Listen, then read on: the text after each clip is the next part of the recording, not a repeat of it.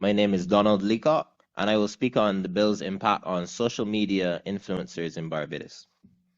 If liberty means anything at all, it means the right to tell people what they do not want to hear.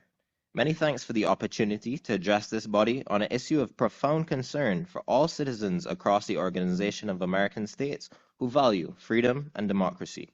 We believe that freedom of expression is a fundamental human right that is at the core of a healthy and vibrant society. Yet, this freedom of expression is blatantly being stripped from us in this draconian cybercrime bill that the government of Barbados is forcing onto the citizens. This is evidenced by the fact that Section 20 of the bill seeks to criminalize internet use that is considered to have caused anxiety or emotional distress, with potential fines of up to $50,000, prison terms of up to 10 years, or both. Should our citizens be thrown in jail for a decade simply for posting something online that political elites can claim makes them anxious or emotionally distressed? The Attorney General has already declared to the public that the results of today's hearing are non-binding, showcasing how little this government care about democratic dialogue, the OAS itself, the people of Barbados, and more with enforcing their unjust laws. I'm a social media influencer in Barbados. My content receives millions of views each year. My content spans comedy, education, philanthropic initiatives, and social change-oriented posts across all platforms.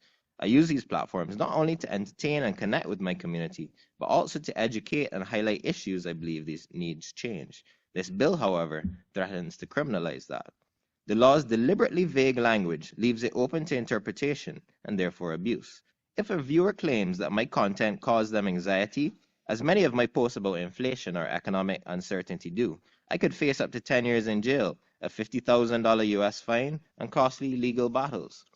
The government aimed to intimidate us into forced silence, knowing full well no one can afford these severe fines or spend a decade away from loved ones merely for expressing themselves online.